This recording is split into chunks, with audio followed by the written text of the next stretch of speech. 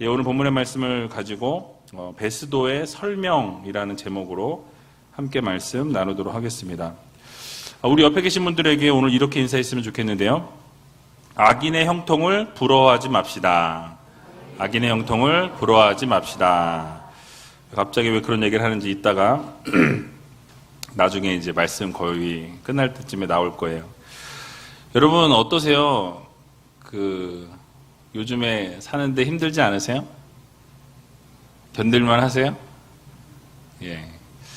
코로나가 또 700명대를 넘었습니다. 이렇게 가다가 또 혹시 800명 넘어가고 900명 넘어가면 4차 유행으로 접어들어서 요즘 문자 오는 거 보니까 진짜 가까운 쪽에 많이 계속 이렇게 확진자들이 나고 있는데 조심하셨으면 좋겠어요.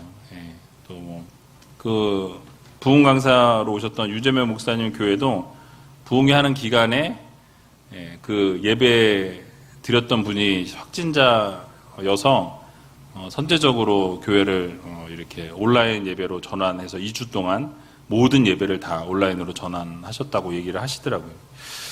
그러니까 이게 참 그런 것 같아요. 어쨌든 저희 교회는 그런 일이 없었으면 좋겠고요. 혹시 또 그런 일이 있게 되더라도 그게 본인이 걸려서 걸린 사람이 누가 있겠어요, 그죠?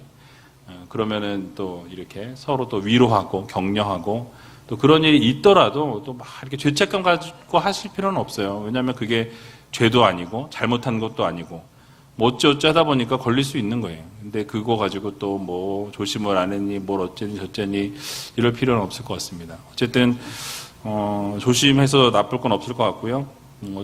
이렇게 서로가 잘 협력해서 선을 이루는 그런 교회가 되었으면 좋겠습니다. 지난 3일 동안 부흥성회로 많은 은혜를 받는 시간이었는데요. 저는 개인적으로 정말 말씀을 통해서 하나님께서 깊이 만져주시고 또 위로해 주시고 회복시켜 주시는 귀한 은혜의 시간이었습니다. 여러분들은 어떠셨어요? 별로 반응이 없고 그런가 보다. 그래서 일단 내년에도 모실까 싶어요. 50주년에 한번 다시 모셔가지고 딱 의미 있는 그 50주년에 오셔가지고 말씀을 또 증거해 주시면 좋을 것 같다는 생각이 들었습니다. 그래도 저랑 같은 생각을 가지실 거라고 생각해요. 저도 은혜를 받았는데 여러분들 당연히 은혜 받으셨겠죠. 목사가 은혜 받기 쉽지 않아요. 목사가 사실 은혜 받기 쉽지 않은데 목사가 은혜를 받았으니 우리 성도님들은 엄청난 은혜를 받으셨을 거라고 저는 생각합니다. 여러분 은혜를 사모하는 분들은요 더 많은 은혜를 받으셨을 거라고 믿고요. 은혜에 관심이 없는 분들은 그나마 있는 은혜마저도 빼앗기셨을 거라고 생각합니다. 왜냐하면 성경의 원리가 그렇기 때문에 그래요. 분명히 주님께서는 천국은 침노하는 자의 것이라고 말씀하십니다. 그러니까 있는 자는 더 받게 되고 없는 자는 있는 것까지 다 빼앗길 것이라고 말씀하셨죠. 더욱 은혜를 사모하고 말씀을 사모하고 믿음을 사모하고 구하는 자들에게는 하나님께서 놀라운 은혜와 능력과 기적을 베풀어 주신다라는 것이죠. 그런데 그런 은혜에 관심이 없는 자들은 있는 것조차도 다 빼앗기게 된다라는 것을 여러분 기억하시면서 더 말씀을 사모하고 또 믿음을 사모하고 하나님을 더 사모하며 또 살아갈 수 있는 귀한 우리제일교회 모든 성도님들이 다 되시기 바랍니다. 자, 오늘 본문은요, 이 베스도가 바울의 죄에 대해서 아무리 살펴봐도 이 죄에 대한 부분을 찾을 수가 없었다라는 결론에 이르게 됩니다. 종교적인 것 외에는 죄가 없다라는 것을 이제 이렇게 인지하게 됐고요. 그래서 그 종교 문제에 대해서 판결하기가 쉽지가 않아서 이 예루살렘 종교회의, 이 종교법정으로 가서 신문을 받는 것이 어떻겠냐고 권면하게 됩니다. 그런데 여러분 아시는 것처럼 바울은 자신이 가이사에게 항소하겠다라고 이렇게 결정을 하게 되죠. 호송하기 직전, 그 호송을 위한 대기 상태에 있게 되죠. 그럴 때 이제 아그리빠가 찾아오게 되었고요. 그래서 이런 모든 상황을 지금 설명하고 있는 상황이 바로 오늘 본문의 내용입니다. 그래서 아그리빠는요, 이 이야기들 쭉 들으면서 나도 그럼 그 바울이라는 사람 한번 만나보고 싶다. 그 사람하고 좀 대화도 나눠보고 싶고 그 사람이 어떤 생각을 가지고 있는지 이야기를 좀 나눠보고 싶다고 말을 하게 되죠. 그러자 베스도는 즉시 조치를 취했습니다. 그리고 이튿날 이제 청문회를 열게 되는데요. 이 고위 간부들, 고위 인사들이 이 바울의 청문회를 위해서 모이게 되고 소집되었습니다. 이것이 오늘 본문의 내용인데 짧은 본문이지만 이 짧은 본문을 통해서 하나님이 우리들에게 주시고자 하는 교훈의 말씀이 무엇인지 같이 한번 살펴보았으면 좋겠습니다. 오늘 본문 20절에서 21절을 보면요. 이렇게 말씀을 시작하는데요. 우리 같이 한번 읽어보도록 하겠습니다. 내가 이 일을 어떻게 사실하는지 의심이 있어서 바울에게 묻되 예루살렘에 올라가서 이 일에 신문을 받으려느냐 한즉 바울은 황제의 판결을 받도록 자기를 지켜주기를 호소하므로 내가 그를 가이사에게 보내기까지 지켜두라 명하였노라 하니. 아멘. 자, 20절에 보면 이 사실하는지라는 이 단어가 나옵니다. 이 사실하다라는 의미는요, 이 사실인지 아닌지를 조사하다라는 그런 의미예요. 그 말이 정말인지 아닌지를 확인하는 작업을 하는 것이죠. 그래서 이 문장 전체의 내용으로 볼 때 의역을 해보면 이 문제를 어떻게 처리하면 좋을까라고 이제 이렇게 생각을 하고 망설였다라는 거예요. 그러니까 이거를 어떻게 해야 될지 이 베스도가 결정하기 어려웠다라는 거죠. 왜냐하면 이 종교적인 문제였기 때문에 자신은 종교적인 거하고 관련이 없다 보니까 이것을 어떻게 해야 될지, 어떻게 풀어야 될지, 이 문제를 어떻게 해결해야 될지를 이렇게 망설였다라는 것이죠. 그래서 베스도가 이 바울의 문제에 대해서 마음에 확신이 없었기 때문에 이 종교적인 것에 대해서 확실한 이 예루살렘에 가서 이 종교 법정에서 너의 이 모든 문제를 이렇게 판결을 받는 것이 어떻겠냐라고 이렇게 묻게 된 것이죠. 그러나 바울은 어떻게 했습니까? 예루살렘에서 재판이 이루어지게 되면 자신이 죽음에 이르게 될 것을 알고 있었어요. 명확하게 알고 있었기 때문에 또 자주 말씀드렸던 것처럼 하나님께서 분명히 어디로 가서 복음을 전하라고 말씀하셨죠?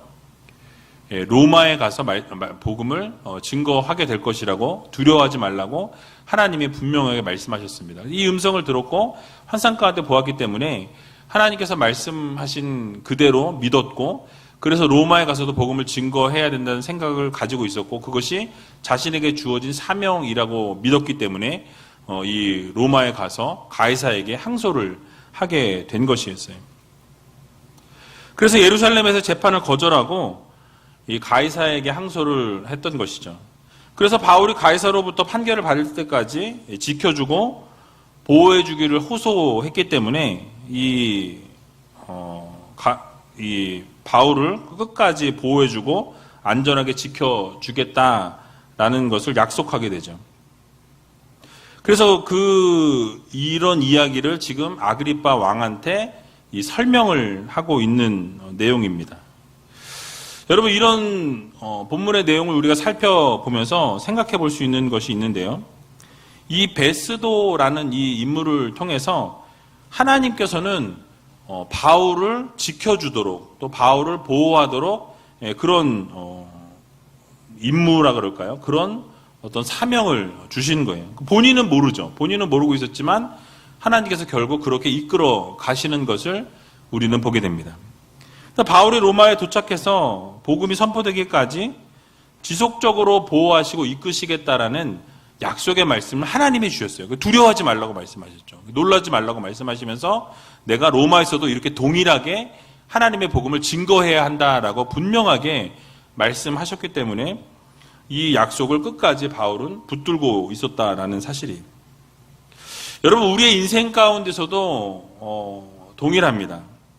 하나님께서 약속하신 것은요, 반드시 지키세요. 그러니까 여러분들에게 하나님이 응답하셨다라고 한다면, 여러분과 하나님이 분명한 약속을 주셨다면 그 약속이 1년이 됐든 2년이 됐든 5년이 됐든 10년이 됐든 안 이루어지는 것 같지만 결국은 하나님이 이루신다라는 거예요.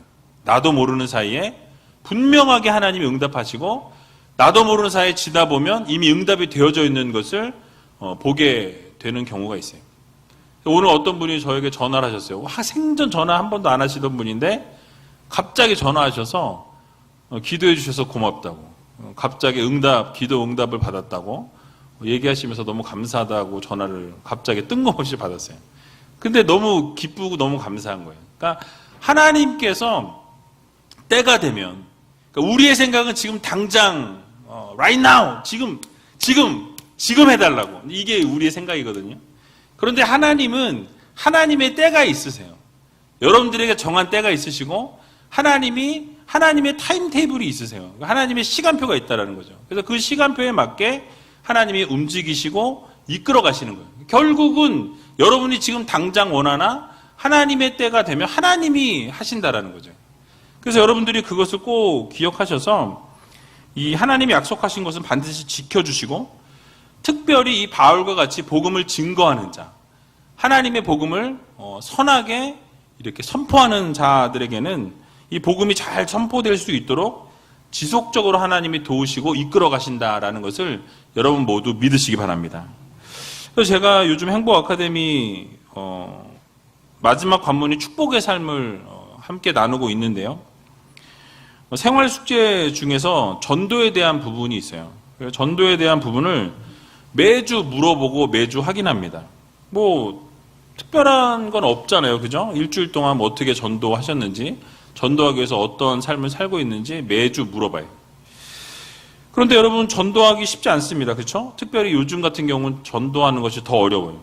그러니까 힘들면 기도하시라고, 주변에 있는 분 전도할 수 있도록 기도하시고, 그분들 마음의 문이 열릴 수 있도록 이렇게 기도하시면서 또 복음을 이렇게 기회가 되면 전하시라고 말씀을 드려요. 그래서 매주 전도에 대해서 물으니까 숙제 검사 때문이라도 복음을 전하시는 거예요. 그죠? 근데 그렇게 전하다 보니까 여러분 열매가 맺혀지는 거예요.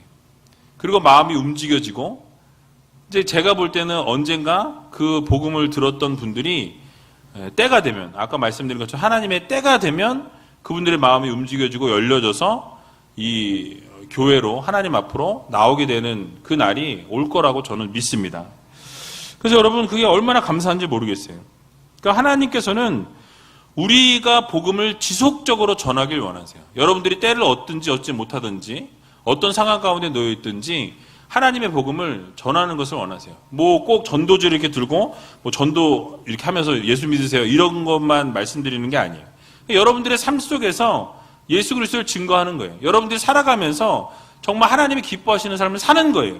살다 보면 주변에 있는 분들이, 저분은 뭐 때문에 저렇게 기뻐하실까? 저분은 뭐 때문에 저렇게 열심히 살까? 저분은 왜 저렇게 최선을 다할까? 알고 보니까 그 안에 예수 그리스도가 있는 거예요. 그러면 그 예수 그리스도 때문에 저렇게 살아간다면 나도 예수님을 믿고 싶다, 나도 예수님을 한번 이렇게 믿어봤으면 좋겠다라는 마음이 들면 여러분, 그게 바로 전도예요. 그러니까 여러분들이 삶으로 전도하는 것, 그것만큼 전도가 정말 멋진 전도가 없어요. 그러니까 한 번 가서 이렇게 이야기하고 전도지 주는 것도 물론 뭐 그게 나쁘다는 게 아닙니다. 그런데 정말 중요한 것은 삶으로 살아내는 전도예요. 여러분들의 삶이 전도가 되어서, 여러분들이 전도지가 되어서 여러분들을 보고, 여러분들의 삶의 모습을 보고, 쟤는 꽝이야, 이게 아니라 여러분의 삶을 딱 보고, 저 사람이 믿는 예수, 나도 믿고 싶다. 저 사람이 다니는 교회, 나도 가고 싶다. 근데 그런 모습이 여러분들의 삶의 모습 속에 있어야 된다라는 것이죠. 그래서 하나님께서도 복음을 지속적으로 전하길 원하십니다. 그래서 바울도 어떤 상황 가운데 있든지 자신에게 주어진 사명이 복음을 증거하는 것이었기 때문에 그 어려움 중에도, 정말 감옥에 갇혀 있을 때도, 죽음의 그 위기 앞에서도 복음을 전하는 것을 굽히지 않는 것을 우리가 보게 되죠. 그래서 여러분, 그때마다 하나님께서는 그렇게 복음의 열정에 최선을 다하는 자들에게는 하나님이 반드시 책임져 주시고, 그 인생 가운데 함께 하시고, 후원자가 되어 주시고, 놀라운 기적 역사 이루시고, 결국은 열매를 맺게 해 주신다라는 것을 여러분 모두 믿으시기 바랍니다. 우리의 생명이 다하는 그 순간까지 이 복음의 열정을 지속적으로 불태우시고, 정말 기회가 주어질 때뿐만 아니라 기회가 주어지지 않을 때에도 복음을 전할 수 있는 믿음의 성도님들이 다 되시길 주님의 이름으로 간절히 축원합니다. 자, 이제 베스도의 설명을 다 들은 아그리빠가 자신도 이 바울과 한번 대화를 나눠보고 싶다고, 그 바울의 말을 듣고 싶다고 이야기하는 것을 보게 되죠. 오늘 22절에 나와 있는데요. 우리 22절 같이 한번 읽어보도록 하겠습니다. 아그리빠가 베스도더러 이르되 나도 이 사람의 말을 듣고자 하노라. 베스도가 가로되 내일 들으시리이다 하더라. 아멘. 자, 베스도가 바울에 대한 상황을 설명하게 되니까 아그리빠가 뭐라 그러죠? 바울을 직접 만나보고 싶다라고 이야기합니다. 이야기를 듣고 싶어 했어요. 근데 여기 지금 쓰여진 단어를 보면 블로마이라는 단어가 쓰였는데요. 이 단어는 그 무엇인가를 원하다, 무엇인가를 이렇게 바라다라는 그런 뜻이에요. 근데 강한 어떤 호기심을 가지고 무엇을 바라고 무엇을 원하는 거예요. 그러니까 뭐냐면 바울이 이야기하는 것을 한번 들어보고 싶다. 바울을 한번 만나보고 싶다. 이것을 아주 강하게 어필했던 것이죠. 그런데 중요한 것은 이렇게 만나고 싶고 보고 싶고 듣고 싶었던 이유가 지적인 호기심이었어요. 도대체 어떻게 증거했고 그랬길래 이런 종교적인 문제가 생겼을까? 도대체 어떻게 전했길래 그것에 대해서 사람들이 이렇게 막 유대인들이 난리를 치고 있는가 궁금한 거죠. 호기심이 생긴 거예요. 지적인 호기심으로 이것을 알고 싶다라는 거예요. 그래서 그의 호기심은 바울과 그가 전하는 복음에 대한 관심이 아니라, 복음에 대한 열정이 아니라 그냥 지식적인 거예요. 그것에 대한 예수 그리스도에 대한 그냥 지적인 호기심. 그러니까 그가 전하는 복음이나 예수 그리스도에 대한 신앙적 열정이 아니라 그저 그 예수가 누구길래 도대체 이렇게 난리가 났는가? 왜 저 사람은 죽음의 위기를 무릅쓰고 저렇게 증거를 해야만 했는가? 근데 그게 궁금한 거예요. 그거의 지적 호기심이죠. 이것을 어떻게 알 수 있습니까? 나중에 바울을 만나서 복음에 대한 이야기를 듣게 될 때요. 이 아그리빠 왕은요, 복음을 받아들이지도 않았고 복음을 듣지도 않았습니다. 나중에 살펴보겠지만 사도행전 26장 28절을 보게 되면요, 이렇게 아그리빠가 이야기합니다. 아그리빠가 바울더러 이르되 내가 적은 말로 나를 권하여 그리스도인이 되게 하려 하는도다라고 말씀합니다. 지금 무엇입니까? 네가 지금 몇 가지 이야기해가지고 나를 예수 그리스도를 믿는 자로 만들려고 하는데 어림없다, 이런 얘기예요. 그러니까 받아들이지 않겠다라는 거예요, 받아들이겠다는 거예요. 받아들이지 않겠다라는 이야기를 하고 있는 것이죠. 바울이 예수 그리스도의 복음을 증거하니까 자신을 그리스도인이 되게 하려는 것을 보면서 받아들일 의사가 전혀 없다라는 것을 표하고 있는 것이죠. 여러분, 이것을 보면서 우리는 깨달을 필요가 있습니다. 무엇이냐면 단순한 지적인 호기심만으로는 구원에 이를 수 있다, 없다? 구원에 이를 수 있다? 없다? 잘 모르겠다. 구원에 이를 수 없다라는 거죠. 여러분, 이번 부흥회 때 말씀하신 부분 중에 믿어지는 게 은혜라고 말씀하셨어요. 믿어지는 게 은혜. 예수 그리스도를 믿는다라는 것, 예수 그리스도께서 십자가 달려 죽으셨다라는 것, 그리고 그 죽음이 나와 상관이 있다라는 것, 예수 그리스도께서 죽으신 것이 나를 구원하기 위해서 죽으셨다라는 그 사실을 믿는 것, 여러분, 그것이 바로 은혜라고 말씀을 여러분들이 들었습니다. 여러분, 그래서 기억하세요. 우리를 부르신 것도 은혜고, 그리고 믿게 하신 것도 은혜고, 예수님을 영접한 것은 정말 하나님의 놀라운 은혜다라는 것을 우리가 꼭 기억해야 합니다. 그런데 지식적으로 아는 것은요, 그냥 지식적으로 끝나는 거예요. 그러니까 복음은 지식이 아니에요. 복음은 정말 예수 그리스도에 대한 뭐라 그럴까요? 구원의 놀라운 소식이에요. 근데 그것을 누구나가 알고 있고 누구에게 다 증거가 되지만 그것을 믿는 자와 믿지 않는 자로 나뉘어진다라는 사실이죠. 사단마귀에 붙잡힌 사람들은요, 결국 주님을 아무리 권면하고 복음을 아무리 증거해 주어도 듣지 않고 받아들이지 않고 믿지 않는다라는 거예요. 어떤 분들은요, 예수님을 잘 믿다가 이 병을 앓고 아픈 상황 가운데 놓여 있다가 마지막에 너무 고통스러우니까 예수님을 부인하고 돌아가시는 분들이 있어요. 그런 분들을 제가 본 적이 있습니다. 어떤 분들은요, 반대로 전혀 예수님을 안 믿다가 돌아가시기 직전에 예수 그리스도를 구원자로 나의 하나님으로 영접하고 그리고 돌아가시는 분들도 계시는 것을 보게 됩니다. 그러니까 중요한 것은 뭐냐면 그 예수 그리스도의 복음을 진심으로 받아들이냐 받아들이지 않느냐, 이게 되게 중요한 거예요. 그러니까 그저 지적인 호기심으로 접근하는 사람들에게는 절대로 구원이 있을 수 없다라는 것을 여러분 모두 믿으시기 바랍니다. 그러니까 성경을 그냥 지식적인 호기심을 채우기 위해서 읽고 듣고 보는 사람은요, 절대 그 사람 안에는 구원이 있을 수 없어요. 예수 그리스도 안에 거할 수 없다라는 사실이죠. 예수 그리스도를 믿는 자, 그러니까 구원이 어떤 사람에게 주어집니까? 바로 예수 그리스도가 나의 구원자이심을 믿고 예수 그리스도가 나의 구세주이심을 이렇게 고백하고 시인하는 자, 그들에게 하나님께서 구원의 은혜를 주신다라는 것을 우리가 기억해야 한다라는 거죠. 근데 이게 정말 믿고 고백하는 거 쉽지 않습니다. 그러니까 정말 예수 그리스도의 그 성령이, 영이 그들과 함께 할 때 그 고백이 나올 수 있는 거예요. 그냥 전혀 믿지 않는 자에게 주님은 나의 구세주이십니다 라고 이렇게 말하는 게요, 안 나와요. 말을 하지 못합니다. 그런데 정말 주님이 나의 구세주이시고 구원자이심이 믿어지는 사람, 그런 분들은 이것을 따라하라 그러면 그냥 따라하는 것을 보게 되죠.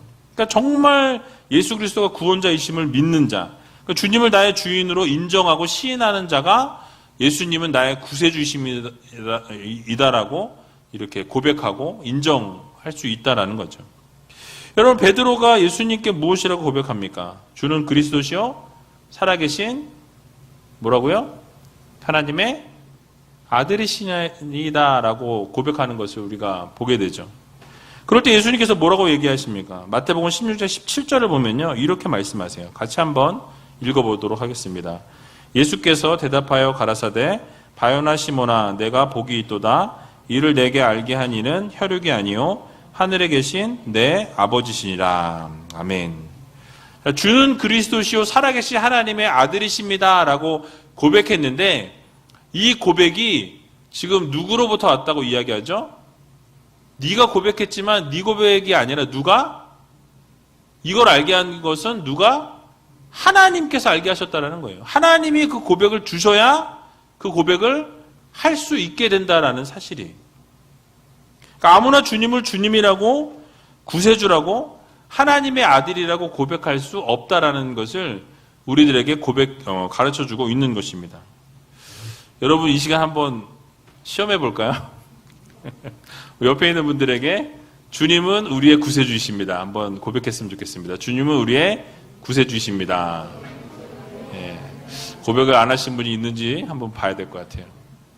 정말 우리 주님께서는 우리를 구원하신 예수 그리스도이십니다. 여러분들이 이 사실을 믿기만 하면 우리 주님께서 여러분들에게 영원한 생명을 약속해 주셨다는 것을 여러분 모두 믿으셔야 한다는 거예요. 여러분, 정말로 우리 주님께서 이 구원자시라는 것, 그것을 그냥 아는 것으로 끝나는, 지적인 호기심으로 끝나게 되면 그냥 거기서 끝인 거예요. 우리의 구원자가 될 수 없습니다. 그래서 여러분, 정말 믿음이라는 것은요, 믿는 것으로 또 끝나면 안 돼요. 믿음은 어디랑 같이 가요? 행위랑 같이 가죠. 믿음과 행함은 동전의 양면과 같아요. 같이 가는 거예요. 믿음이 있는 사람은 뭐가 있어야 돼요?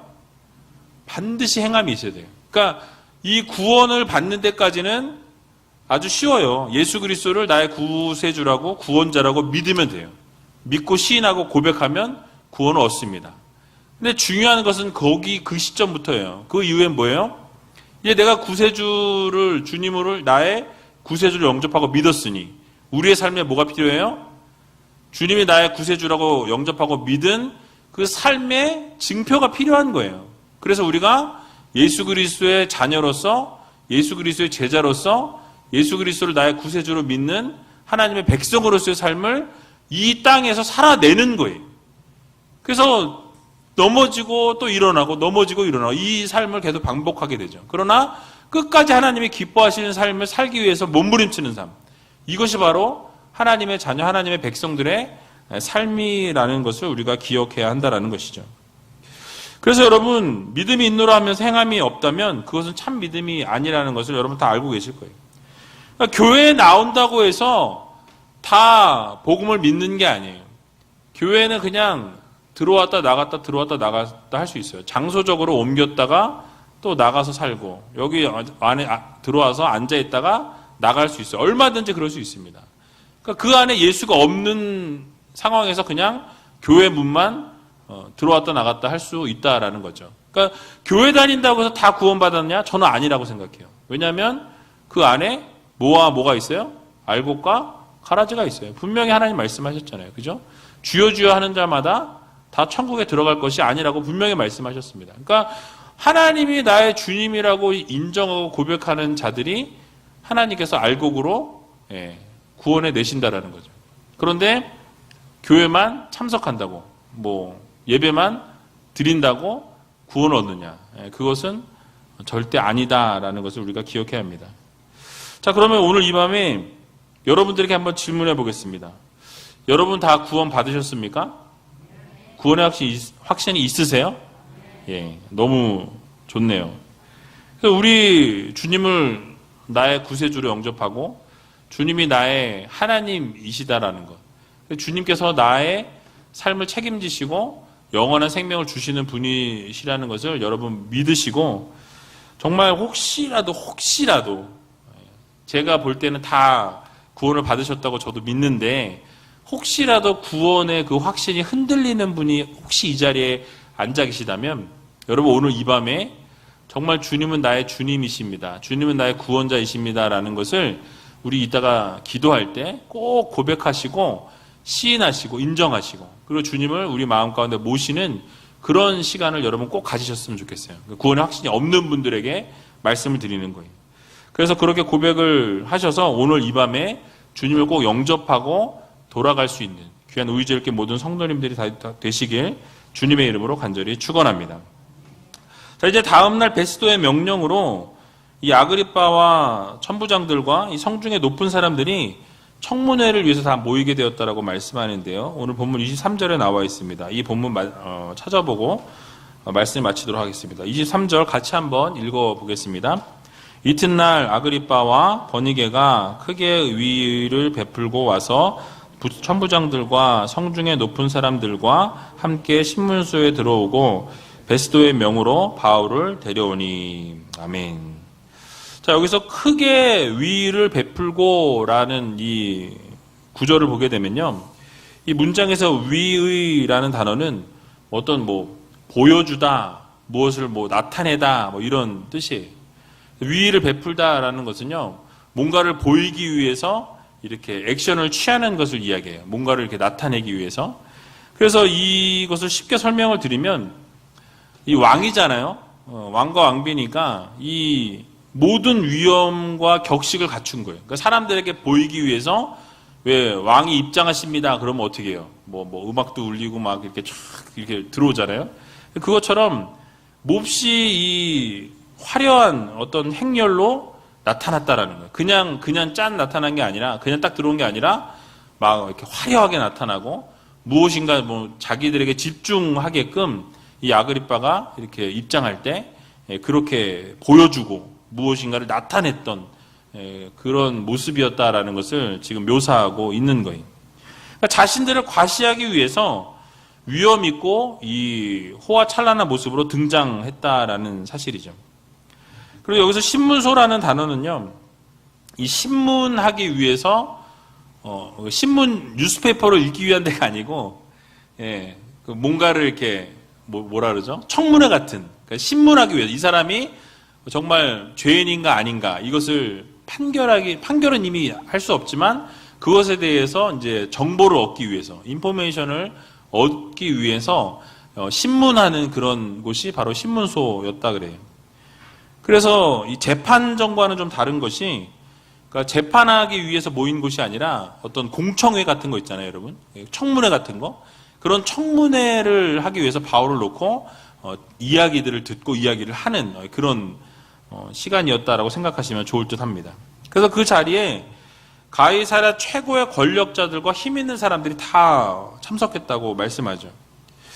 여러분, 이 모습을 한번 우리가 상상해 봤으면 좋겠어요. 지금 바울은 죄수의 몸으로 그 자리에 서 있습니다. 그런데 이제 막 왕과 모든 권력자들과 막 힘 있는 자들이 막 이렇게 권위를 내세우면서 위엄을 나타내면서 막 화려하게 막 이렇게 등장하는 그런 모습이에요. 상상해 보세요. 그러니까 바울은 지금 죄가 없는데 죄수의 모습으로 이 신문을 받는 그 자리에 있었고요. 이 아그리파 같은 경우는 당당한 모습으로 화려하게 아주 사람들 앞에서 뭐예요? 뭐 쉽게 막 뻐기면서 막 뭔가 막 있는 것 같이 그런 모습으로 등장했다라는 거죠. 보란 듯이 입장했습니다. 사실 이 아그리파는요, 바울을 신문할 만한 자격이 있는 사람이 아니었어요. 신부는 그럴 만한 자격이 있는 사람이었지만 그의 실제 삶을 보면 그럴 만한 자격이 없었다라는 것이죠. 유대인들로부터 근친상간의 의혹을 받았던 사람이었고요. 도덕적으로나 종교적으로나 상당히 부패해 있었던 사람이 바로 이 아그리파였습니다. 율법대로 한다면 이 아그리파는 죽어 마땅한 거죠. 이 유대 율법으로 하면은 죽어 마땅한 사람이에요. 근데 그럼에도 불구하고 그들의 자리는 이 죄인의 자리가 아니라 이 세상적인 시각으로 보면 의인의 자리에 서서 이 의인인 바울을 어떻게 해요? 심판하고 정죄하고 그런 자리에 있었던 것을 우리가 보게 됩니다. 그러니까 죄인의 자리에 서 있는 대신 이 아그리파 같은 경우는 왕이라는 이 신분을 내세워서 심판자의 자리에 앉았다라는 사실이죠. 자, 그런데 이에 비해서 죄인의 자리에 있었던 바울은 어떤 인물이었습니까? 죄를 지은 사람이 아니었어요. 죄가 없던 사람이죠. 의로운 사람이었어요. 하나님을 기쁘게 하는 사람이었습니다. 하나님이 원하시는 삶을 살기 위해서 몸부림쳤던 사람이었죠. 하나님 앞에 헌신했고요. 정말 하나님 기뻐하시는 삶을 살기 위해 최선을 다했습니다. 그런데 지금 어느 자리에 있어요? 현실적으로는 죄인의 자리에 있었다라는 사실이에요. 그러니까 어떻게 보면 이 아그리파와 바울과 자리가 바뀌었다라고 이야기해도 될 만큼, 그러니까 세상적인 눈으로 보면은 그냥 그게 맞는 것 같지만 영적인 시각으로 보게 되면 사실은 자리가 바뀌어야 되는 것이 맞다라는 거죠. 그러니까 죄인의 자리에 설 자가 심판의 자리에 있고 심판자의 자리에 앉아야 될 자가 죄인의 자리에 선 것입니다. 여러분, 너무나 아이러니한 상황이죠. 근데 이것이 바로 세상의 모습이라는 거예요. 세상의 현실이 이러하다라는 말씀이. 여러분, 이 세상에서는요, 불의한 자의 자리와 의로운 자의 자리가 자주 바뀌는 것을 보게 됩니다. 나는 정말 의롭게 살았고 착하게 살았고 하나님이 기뻐하시는 삶을 살고 하나님이 원하시는 삶을 살고 최선을 다했고 언제나 하나님이 원하시는 자리에 있었는데 나는 이 모양 이 꼴인 거예요. 세상적인 시각으로 볼 때 성공하지 못했고 실패자고 패배한 사람으로 살아가고 있는 것을 보게 된다는 거죠. 그러니까 이 어두운 현실을 벗어나지 못하고 맨날 다람쥐 쳇바퀴 돌듯이 맨날 그 삶이 그 삶이고 바뀌는 것은 하나도 없고 매일매일 삶을 돌아보면 도대체 이거 쥐구멍에 해 뜰 날이 있다는데 볕 뜰 날이 있다는데 이거 도대체 나는 언제 볕 뜰까? 이러고 매일매일 살아가요. 나는 하나님 잘 믿고 있는데 하나님이 원하시는 삶을 살고 있는데 맨날 그런 거예요. 옆에 딱 보니까 어때요? 맨날 나쁜 짓만 하고 못된 짓만 하고 해서는 안 될 짓만 하고 막 그렇게 살아가는데 보니까 잘 살아. 게다가 돈도 잘 벌어. 그리고 집도 좋아. 차도 좋아. 뭐 다 좋아요. 법이란 법은 다 어겨. 불의한 일은 다 행하는데 그런데도 불구하고 어때요? 열받게 너무 잘 살아요. 세상적으로 볼 때는 성공했어요. 너무너무 성공했어요. 그런데 여러분 왜 이런 불합리한 일이 일어나느냐라는 거예요. 왜 이런 일이 일어납니까, 여러분? 바로 이 세상의 주관자, 공중권세 잡은 자가 이 세상을 지금 붙잡고 있다고 성경은 말씀합니다. 그러니까 사단이 이 세상 공중권세를 잡고 있기 때문에 의로운 자들, 하나님의 말씀대로 살기 위해서 몸부림치는 자들, 하나님의 말씀을 사모하고 하나님의 말씀에 순종하고 그렇게 최선을 다했음에도 불구하고 고난을 당하고 어려움을 당한다라는 거예요. 왜요? 사단이 가만두지 않기 때문에 그렇습니다. 그래서 여러분,